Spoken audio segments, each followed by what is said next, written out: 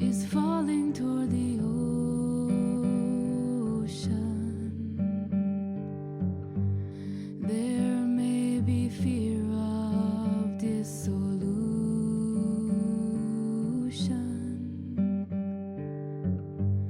but when it touches the ocean, can it tell? Can it tell the story, the story, the story of this meeting?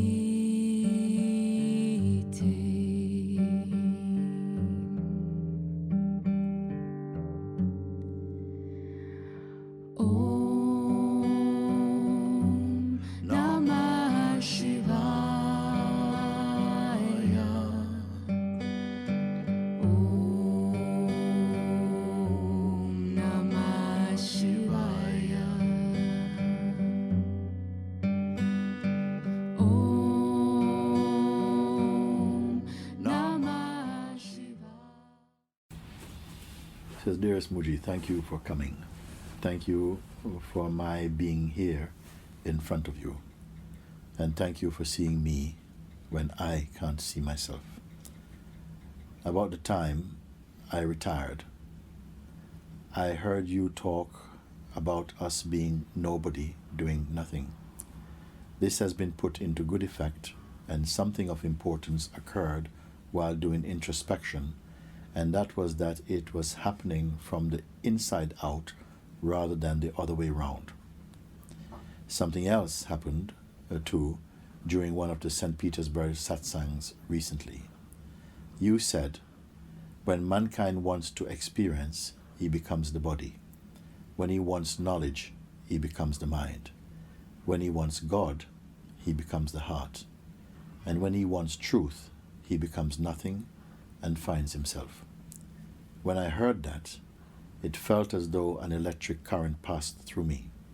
It was divine. Everything seemed to come together right then. Sadly, that divine feeling and my desire to remain engulfed in the sea of the self was all too quickly diluted by conditioned mind and habitual responses.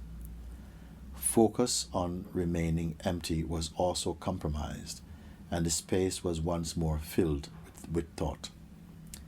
I am so tired of this loss of focus, having the thirst and losing it, being at the threshold. And this is where I need your help, Mooji. Please, will you accept my total surrender at your feet, to merge once more into the oneness of love, the beauty, the grace, and the glory of God. Then he writes at the top, I wanted to give this to you at the program. However, it changed. Never mind. I don't know what it means, it changed. I don't know what he's referring to like that. But what I can say that pick up from a letter like that, everything seemed to come together right then.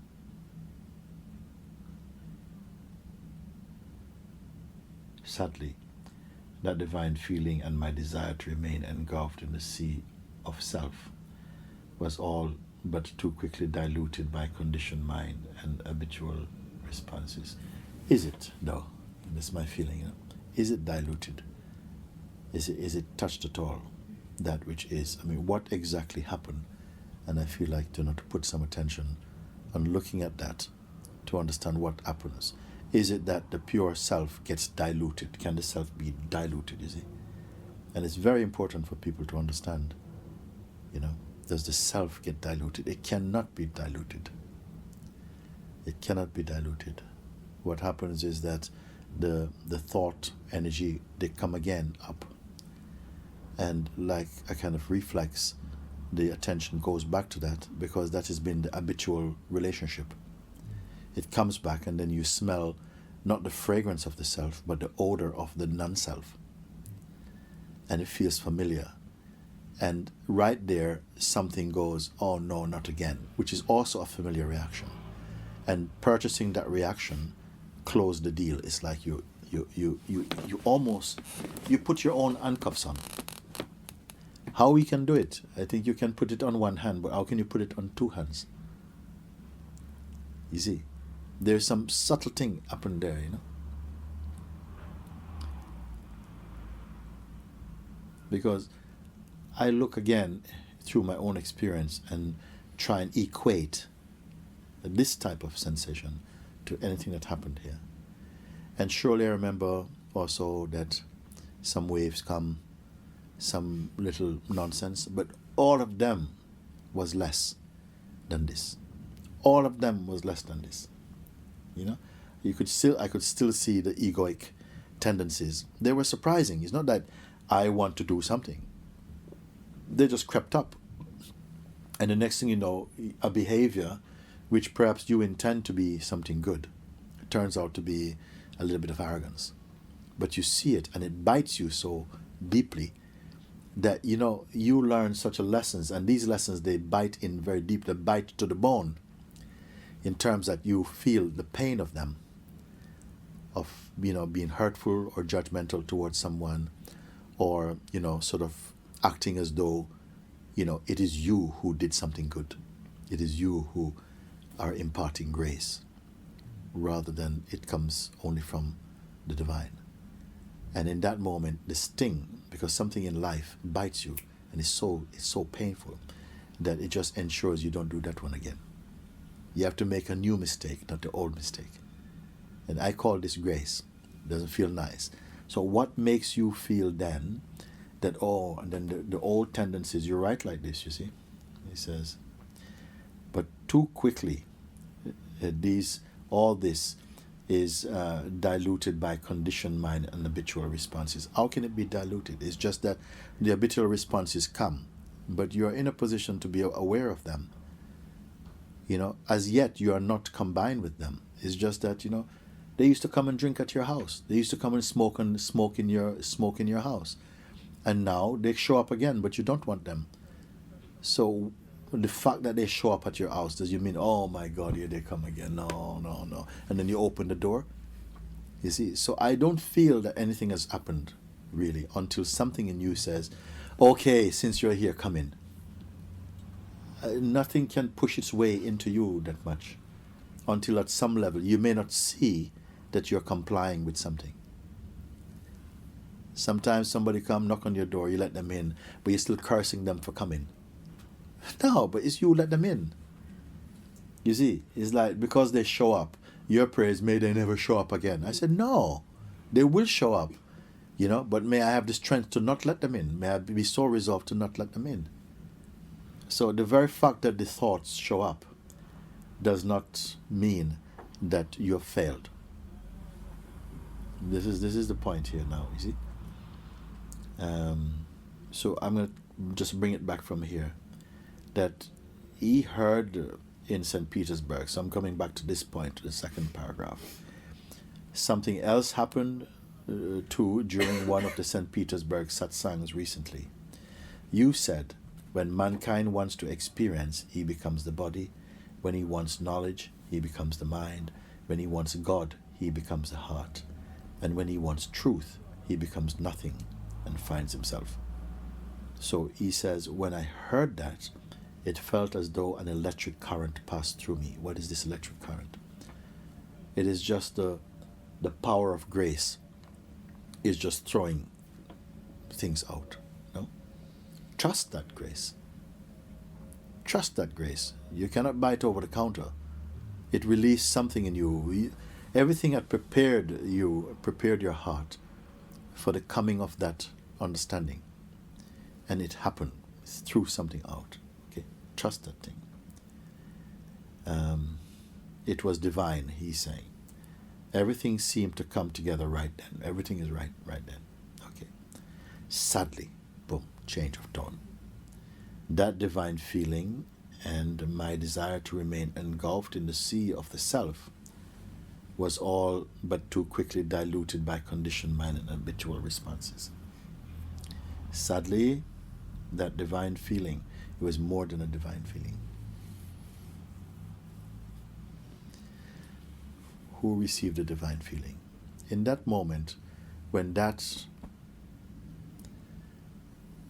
power of grace is felt, the old one is not there anymore. It's already thrown out. And that's why everything felt right. Everything is right. The old identity was just, it could not stay. It was blasted out. And you're here. And that's why you feel so well. You are very well without you. You are very well without you. Okay?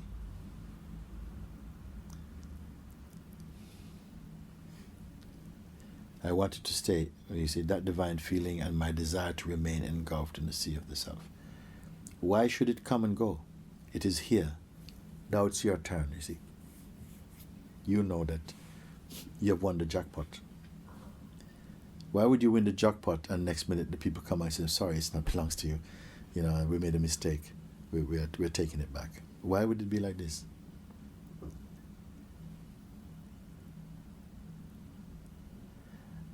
My desire to remain engulfed in the sea of the self,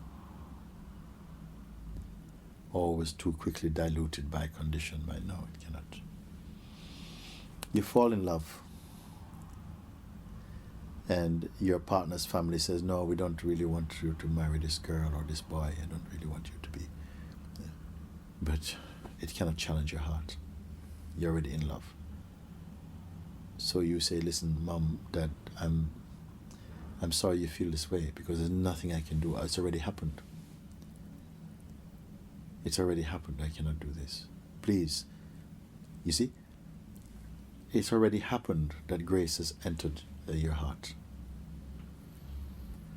How can, this get diluted by conditioned mind habitual responses?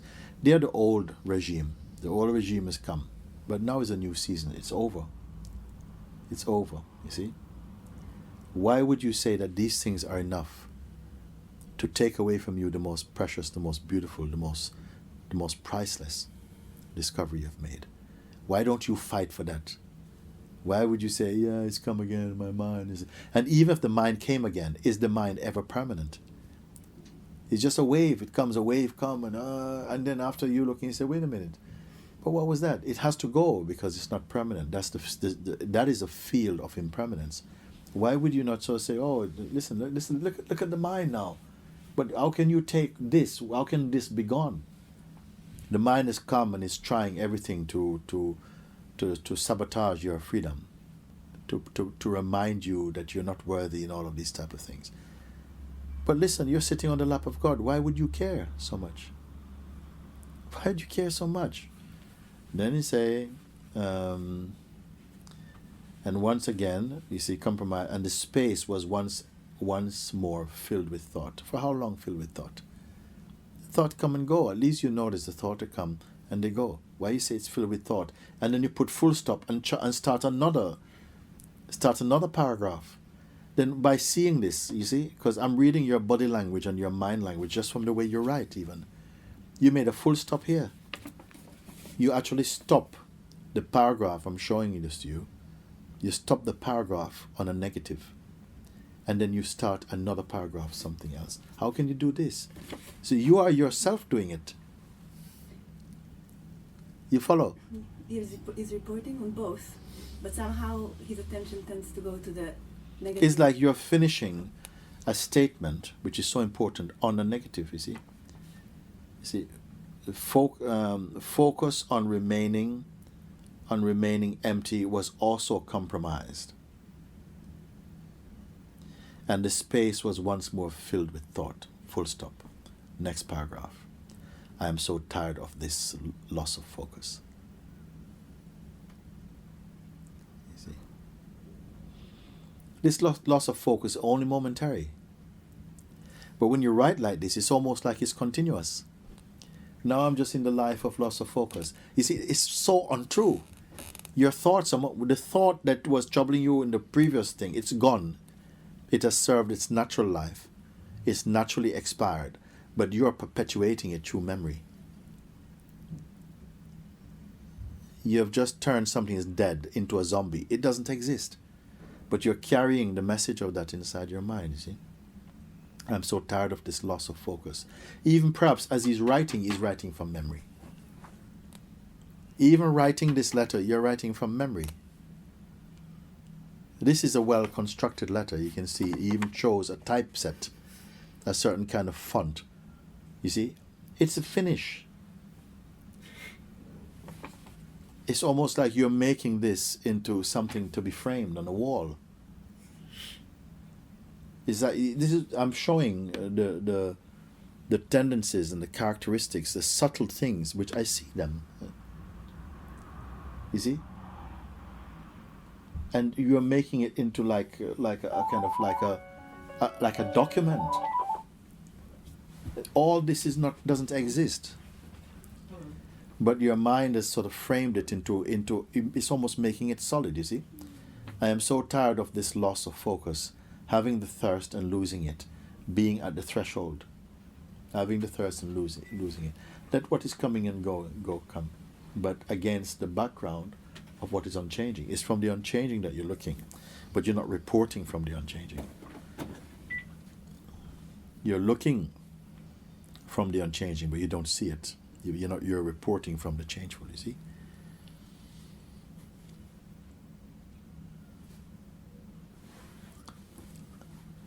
And this is where I need your help.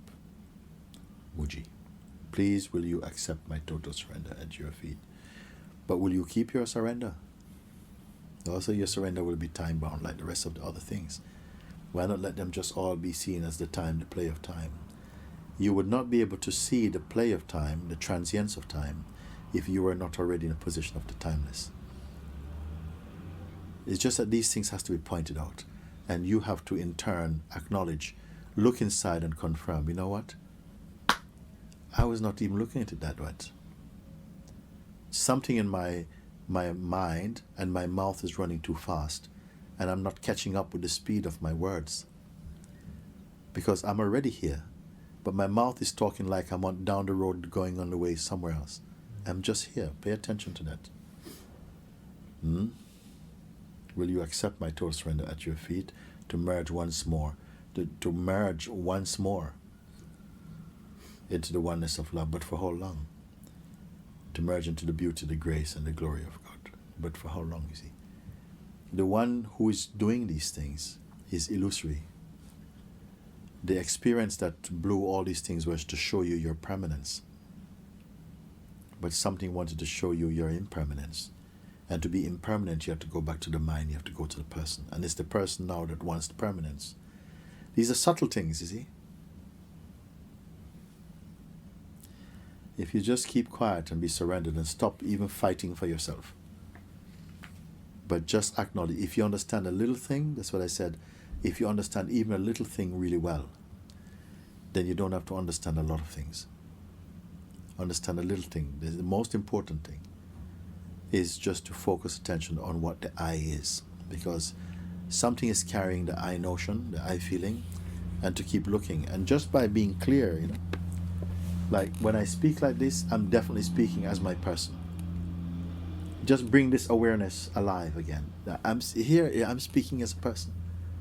You see? And that one, I'm just speaking like I'm my body. But when I'm observing that, it's not that I'm speaking as anything. I'm already in the position of, outside of that limitation. I'm speaking with greater intelligence, with just greater wisdom, and I'm much lighter. And this is a natural insight. You see? It doesn't take 5-10 minutes to prove it. Immediately. If you bring a lavender flower to your nose, immediately you will smell lavender. You don't have to be waiting. I have to wait until tomorrow to see, to do some kind of test, some litmus test to see if it reads that. No, it's immediate. Something is immediate in it. Because the self does not rely upon history. The pure self does not rely upon memory. It doesn't rely upon memory to be recognized. It is immediately recognized. Why? Because it is yourself. It's like it's some other self. It is yourself. It's like having a picture of your face drawn onto a mask and pretending that you are the mask. You're not the mask. And taking off all these masks, ultimately nothing is there. You're faceless. You see? This is our response to a letter like that. It's beautiful, but I cannot leave a letter to be a letter like that, because it is full of sores and sorrow. You know, it needs a response, but then the response itself needs to be embraced, to be assimilated and looked through. This is why I say, if you simply listen to what my response to the letter and contemplate the response, you will see that it just washes out all these things, because they're not real. You're suffering from something that's not real. You're suffering from something that's not real. So what medicine you're going to be given? Just pure understanding, pointing something out. You see, but if you insist, but it's not good enough, I want to have that experience again, this is insisting to remain ignorant, because you've not heard. Or you feel that you want a certain kind of answer you think your mind should have. You want to find the truth, but on your own terms. So it's not surrender. And nobody has to teach you how to surrender. The first time you fall in love, nobody has to teach you how to fall in love. It's not a how-to. It just has to just be the will. There has to be the openness, and the rest is totally automatic. All the beautiful things in life are totally effortless. They're automatic. They're there because they're in affinity or synchronicity with your own self. The rest is a construct. Even your personal self is a construct, and it has to be kept up. And even then you cannot keep it up, because it has to keep changing, because it's not stable, it's not real. You see? So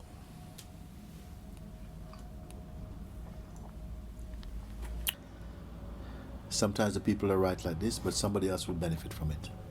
Maybe the same one who writes doesn't benefit from it. Somebody else comes, you see, and take your lottery number away from you.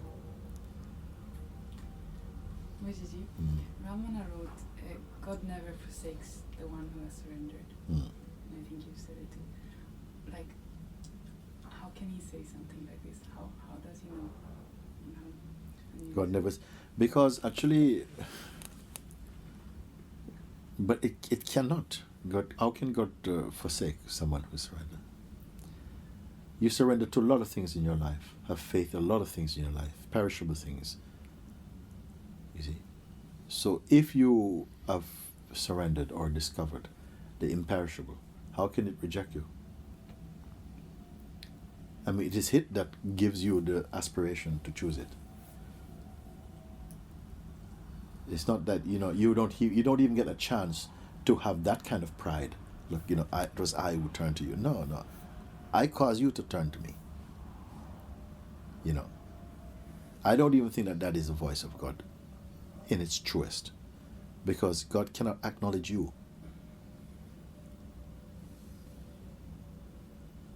He cannot acknowledge you as being separate from God. It's just God in his aspect as duality will play like this. Yes, you are my child, you came from me. How can I reject you? Until you are sufficiently mature to see that where is the difference without arrogance, How can I exist independent of you? Where does my life come from for me to call it mine? You see, where do I come from to call anything me even? Because you say, I am, and you're God. Why do I say I am also? Who taught me to say I am? The Father says I am. The Son and the daughter is going to say I am as well. So where is the difference? You see? There must be something there. The difference is the superficial, the physicality, the construction, the appearance, like that. And even the appearance is not different from it. If you know that it is all appearances. But we have to immerse our minds a bit more into this this field of maturing, to then begin to feel your consciousness is so broadened that it doesn't need to compartmentalize anymore. It just, Because the knowledge of God is so vast. You know, the very fact you start to try and learn something is that you're so far away. If you want to get to all of it, then forget about you. If you're going to be somebody who's going to learn it, you can never reach the end of it. But if you die to you see, and this is the perhaps the challenge, the resistance. We become so attached to our notion and the pride of autonomy and so on that something feels threatened to lose your autonomy. So you want to be separate and be the whole. It's a kind of contradiction.